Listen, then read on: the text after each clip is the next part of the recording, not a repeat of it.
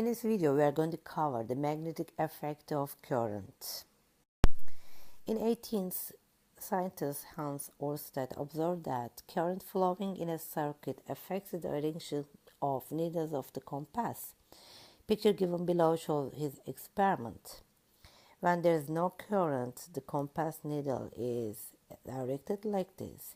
But when you close the switch, then the current flows and the direction of the compass needle, which is a magnet, is changed. So Ørsted stated that the current carrying wires form magnetic fields around them. The current flowing in a linear wire, let's say we have a wire and a current flowing is I, produces magnetic field, let's say at a distance d. The magnitude of this magnetic field around the wire depends on two factors. The first one is the current,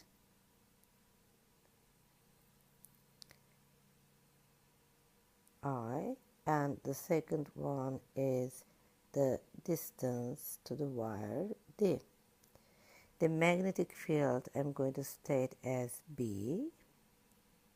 B is the magnetic field. It is directly proportional to the current. As the current increases, then the magnetic field also increases, and magnetic field is inversely proportional to the distance. As the distance decreases, then the magnetic field, as the distance increases, then the magnetic field decreases. We can find the direction of magnetic field by using the right hand rule as shown in the figure. Grab the wire with your 4 fingers. Your thumb here shows the direction of the current and your 4 fingers show the direction of the magnetic field. You see that a circular magnetic field in the clockwise direction is formed. The direction of magnetic field produced around the wire at any point is always tangential to the circle. For example, if I am going to find the magnetic field at this point, then I'm going to draw a tangent. Now, as this is three-dimensional, we use some other symbols. The dot means that it is directed outward, and the cross means that it is directed inward. Here, the current is up, so when I use my right hand rule, a circular magnetic field in the counterclockwise direction is formed. So in the right side, an inward magnetic field is formed, and in the left side, an outward magnetic field is formed. If the direction of current is reversed, as here down, so again a circular, but this time in the clockwise direction, magnetic field will be formed. So there will be an outward magnetic field in the right side and inward magnetic field in the left side. As in the figure, I'm going to find the direction of the total magnetic field produced at K and L. Let's first find the direction. The IY in this direction. When I put my right hand, I see that the direction at the K is outwards. It is proportional to the current over the distance. Again, the magnetic field of I2 is outward direction, proportional to the current over the distance 3D.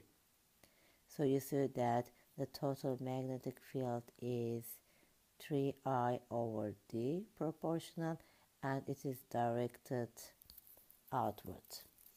Now let's find at point L the direction of the magnetic field formed by I1 will be in inward direction proportional to the current over D.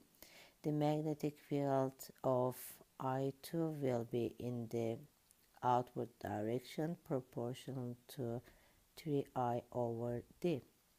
So you see that they are in opposite directions. So the total magnetic field will be equal to the difference between them, and it will be in the outward direction. We have two current carrying wires. They are pointing up and down and separated at some distance. What would the resultant magnetic field look like? This means that there is a current directed outside of the page, so there will be a circular magnetic field directed in the counterclockwise. So D is the true answer. The magnetic field around the circular wire, the direction of the magnetic field at the center of the circle is again found by using the right hand rule. Now here your thumb shows the direction of magnetic field and your four fingers show the direction of current.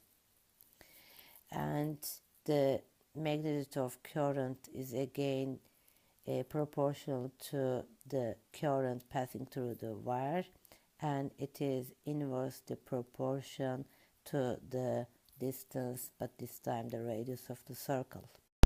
Let's use your right hand rule. Put your four fingers at the direction of the current, so your thumb will show the inward. If you put your four fingers in the direction of the current, then your thumb at the center will show outward of the page. Let's do an example. The magnetic field at the center is 0, so what's the ratio of the currents? There should be, the direction of the current should be opposite, because they should have equal magnetic fields but opposite inside in order to make the total magnetic field at the center 0. So as magnetic field is proportion to current and indirectly proportion to radius, so I1 over the radius 2r should be equal to I2 over the radius 3r. So I have the ratio I1 over I2, which is equal to 2 over 3. Now we have the solenoids. The picture given next shows the solenoid. Think of it formed from many n times circles. A typical solenoid behaves like a bar magnet. The magnetic field produced by a solenoid is constant inside the solenoid and parallel to the axis of it. Let's say I have a current like this. Let's put it in red. I have current like this. Put your four fingers in the direction of current, so your thumb will show the magnetic field in the left side direction. So it acts like a bar magnet. The magnetic field is directed from north to south. So this side will behave like the north pole of a magnet, and this side will behave like a south pole of a magnet. So we call these types of magnets as electromagnet, because it has the magnetic property because of the current. To increase the magnetic field strength in a solenoid, we can increase the current. So the magnetic field formed by a solenoid is directly proportional to the current. Increase the number of turns on the coil per length. So B is directly proportional to number of coil per length. N is the number of coils, and L is the length of the solenoid. Or you may insert a soft iron core into a solenoid, which we know that the iron is a ferromagnetic material. You may use other ferromagnetic materials. The magnetic field inside the solenoid is stronger. The magnetic field lines are parallel inside the solenoid, which means that it is uniform inside. Like magnet, the direction of magnetic field is from south to north within the solenoid, while the direction is from north to south outside the solenoid. For example, in this example, when you put 4 fingers in the direction of the current, then the magnetic field is directed to right side. So the right side of the solenoid will behave like the north pole, and the left side will behave like the south pole. So there will be a magnetic field directed from north to south outside the solenoid, and south to north inside the solenoid. Now in this example, I'm going to rank the forces between the magnets from most attractive to most repulsive one. First, find the poles of the electromagnets using my right hand rule: north, south, north, south. So there will be a repulsion force. The number of coils is 5 to 5. In B, the direction north, south, north, south. The number of coils is 5 to 3. The direction north, south, north, south. The number of coil is 5 to 5. The direction is north, south, north, south. The number of coil 3 to 5. Direction north, south, north, south. The number of coil 3 to 3. The direction is south, north, north, south. Again a repulsion force here, and the number of coils is 3 to 3. So you see here that the A has a repulsion, B has attraction, C has attraction, D has attraction, E attraction, and F repulsion. So I'm going to rank the magnitudes according to their number of coils. So in attraction 1, you see that from 5 to 5 has the most attraction force, and B and D are the same because 5 to 3, B is equal to D, and E is the less. Now I'm going to rank the repulsion.